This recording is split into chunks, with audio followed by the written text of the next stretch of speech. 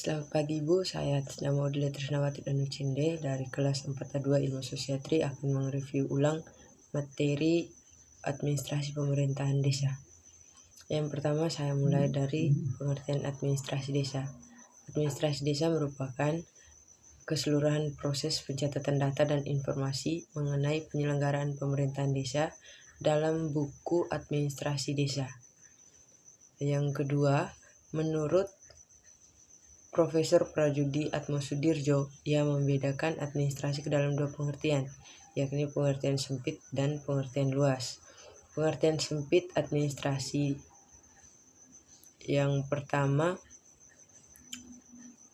administrasi merupakan kegiatan yang meliputi tulis-menulis, ketik-mengetik, komputerisasi, dan penyiapan agenda, yang berarti pelayanan tata usaha di sebuah kantor. Yang kedua, administrasi berasal dari bahasa Belanda, administrate, dan bahasa Yunani, administrare, yang berarti pelayanan tata usaha di kantor. Sedangkan administrasi dalam pengertian luas dibedakan menjadi 3 sudut. Yang pertama, di mana administrasi merupakan seluruh proses pemikiran, pengaturan, pengawasan, penggerakan, dan sampai pada pencapaian tujuan. Yang kedua, fungsi atau tugas, di mana administrasi merupakan kegiatan yang dilakukan oleh seseorang yang berkedudukan sebagai administrator. Yang ketiga, keperanatan atau institusi, di mana administrasi melihat seluruh kegiatan yang dilakukan oleh suatu lembaga yang sedang melakukan suatu aktivitas tertentu. Yang kedua, perbedaan pemerintah dan pemerintahan desa.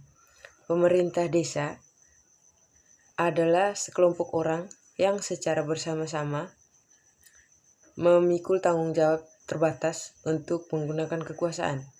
Sedangkan pemerintahan desa, segala urusan yang dilakukan oleh pemerintah desa dalam menyelenggarakan pemerintahan desa. Yang berikut tentang struktur organisasi, di mana itu adalah bentuk keperanatan dalam sebuah desa.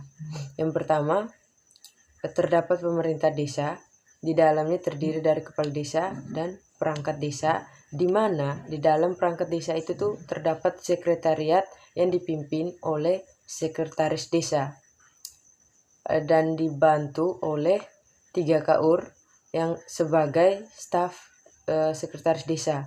Yang kedua, pemerintahan desa itu ada kepala desa, perangkat desa, dan BPD. Yang berikut tentang Undang-Undang Nomor 6 Tahun 2014 tentang pendapatan asli desa. Sumber pendapatan yang pertama dari BUMDes, yang kedua swadaya dan partisipasi, yang ketiga gotong royong, dan yang kedua dana transfer.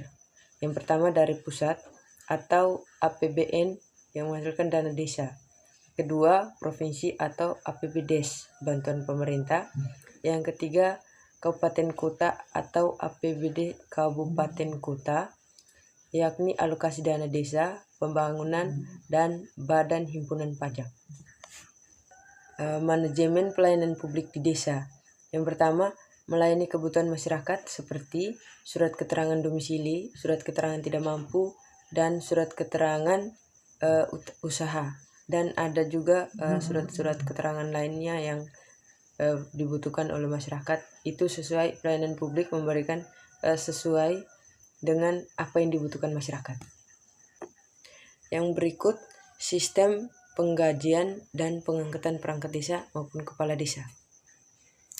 Sistem pengangkatan yang pertama, perangkat desa diangkat oleh kepala desa dari warga desa yang memenuhi persyaratan. Yang kedua, untuk kepala desa dipilih langsung oleh penduduk desa dalam pemilihan kepala desa atau pilkades. Untuk sistem penggajian kepala desa dan perangkat desa. Yang pertama, kepala desa Besar gaji kepala desa 2.400.000 setara dengan 120% dari gaji pegawai negeri sipil. Yang kedua, sekretaris desa 2.200.000 per bulan setara dengan 110% gaji pegawai negeri sipil. Yang ketiga, perangkat lainnya 2 juta per bulan setara dengan 100% gaji pegawai negeri sipil. Yang berikut RPJMDes. RPJMDes atau Rencana Pembangunan Jangka Menengah Desa. Itu adalah dokumen perencanaan pembangunan desa yang sesuai dengan visi misi kepala desa selama 6 tahun. Mencakup strategi dan tujuan dan program pembangunan desa untuk jangka waktu 6 tahun. RPJMDes itu disusun langsung oleh pemerintah desa dengan melibatkan masyarakat desa melalui musyawarah desa. Lalu setelah penyusunan RPJMDes, lalu mereka menetapkan RPJMDes. Setelah itu mereka menyusun kembali RKPDes atau Rencana Kerja Pemerintah Desa. Itu penjabaran tahunan dari RPJMDes yang memuat program, kegiatan, dan subkegiatan pembangunan desa yang akan dilaksanakan dalam waktu 1 tahun. RKPDes itu disusun oleh pemerintah desa dengan berdasarkan hasil musyawarah perencanaan pembangunan desa atau Musrembangdes. Yang berikut APBDes atau Anggaran Pendapatan dan Belanja Desa. Itu adalah rencana keuangan desa yang memuat perkiraan pendapatan dan belanja desa dalam jangka waktu 1 tahun anggaran. APBDes disusun oleh pemerintah desa dengan berdasarkan hasil RKPDes dan disahkan oleh Badan Permusyawaratan Desa atau BPD. Yang berikut tentang pengawasan penyelenggaraan desa. Pengawasan penyelenggaraan desa merupakan proses pemantauan dan evaluasi yang dilakukan untuk memastikan berbagai kegiatan dan program yang dilaksanakan di tingkat desa sesuai dengan ketentuan hukum, kebijakan, dan sesuai dengan ketentuan dan standar yang berlaku. Dalam pengawasan penyelenggaraan desa, ada pihak-pihak yang harus benar-benar dibutuhkan dalam pengawasan desa. Misalnya pihak internal, pihak eksternal, dan partisipatif. Dalam pihak internal itu mencakup kepala desa, aparat desa, dan juga BPD. Yang kedua, pihak eksternal biasanya mencakup inspektorat, DPRD, maupun bupati. Sedangkan partisipatif itu melibatkan masyarakat desa itu sendiri.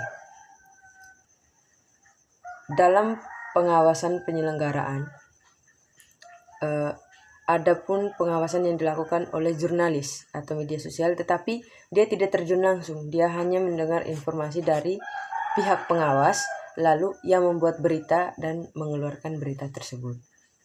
Berikut kepemimpinan.